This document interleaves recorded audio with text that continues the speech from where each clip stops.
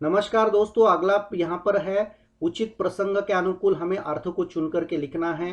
तो यहाँ पर आप देखिए, ये जो प्रश्न आया है ये 4 अंक का है और टोटल 5 क्वेश्चन यहाँ पर दिए हैं। अब इसके लिए हमें करना क्या है, इसकी टिप्स क्या है, ये सारी चीजें हम देखेंगे। पर्याय मेलनम, तो ये क्वेश्चन जो आया है क्वेश्चन नंबर 9 है। दोस्तों ये जो क्वेश्चन नंबर 9 है, इसमें आप देखिए पर्याय मेलन या विशेषण विशेष्य मेलनम, इनके बारे में हमें देखना है। 4 अंक का ये प्रश्न है।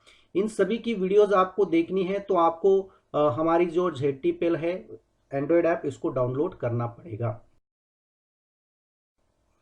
दोस्तों मैं बताना चाहता हूं, 02+ संस्कृत CBSE हमारा यूट्यूब चैनल, इसको जरूर आप सब्सक्राइब करें, साथ ही साथ बेल को क्लिक करें ताकि भविष्य में आने वाले जितने वीडियोस है आपको सही समय पर मिलते रहे। ZTPL ये हमारा एंड्रॉयड ऐप है, इसको आप जरूर डाउनलोड करें। ZTPL एंड्रॉयड ऐप को डाउनलोड करके इसमें स्टडी मटेरियल में जाइए और वहां पर स्टडी मटेरियल में डॉक्यूमेंट में जाएंगे तो सारे PDF फाइल आपको दिखाई देगी। उन PDF फाइल के अंतर्गत आपको सारे वीडियोज की लिंक मिलेगी।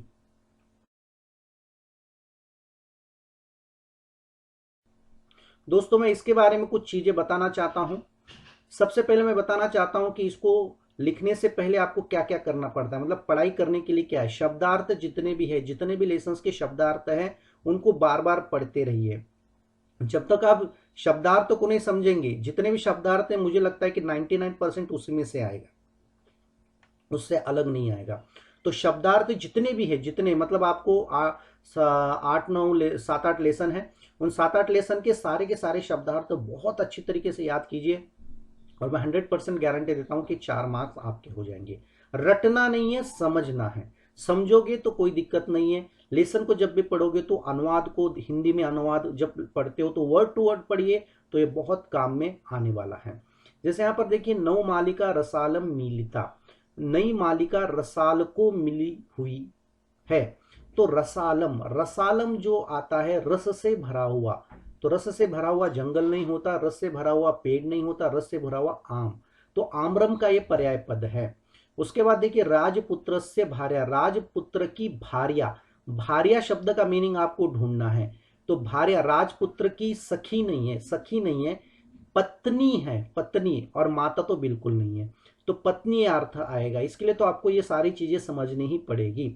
अब ये जो शब्द है, ये शब्द बहुत कंफ्यूज करने वाला है और इसको बहुत अच्छी तरह से दिमाग में बिठाइए। जवेन, अब जवेन क्या क्या लगता है कि भाई जव नाम का अन्न है, सबसे ज्यादा इसी में कंफ्यूज हो गए, लेकिन ऐसा नहीं है।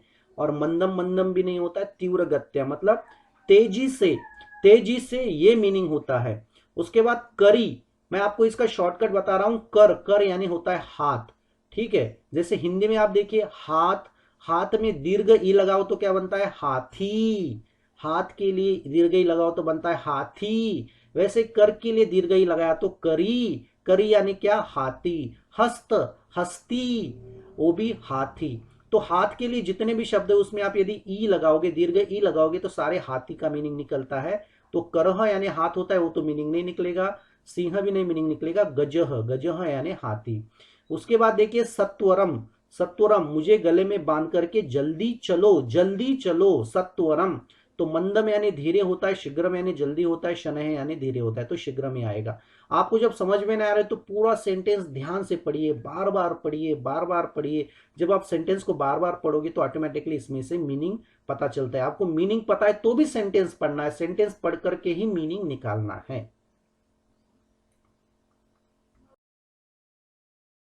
दोस्तों ये पार्ट आपको बहुत अच्छी तरीके से समझ में आया होगा। अगला जो है क्वेश्चन नंबर 10, भाषिक कार्य में हम देखेंगे एज पर बोर्ड पैटर्न।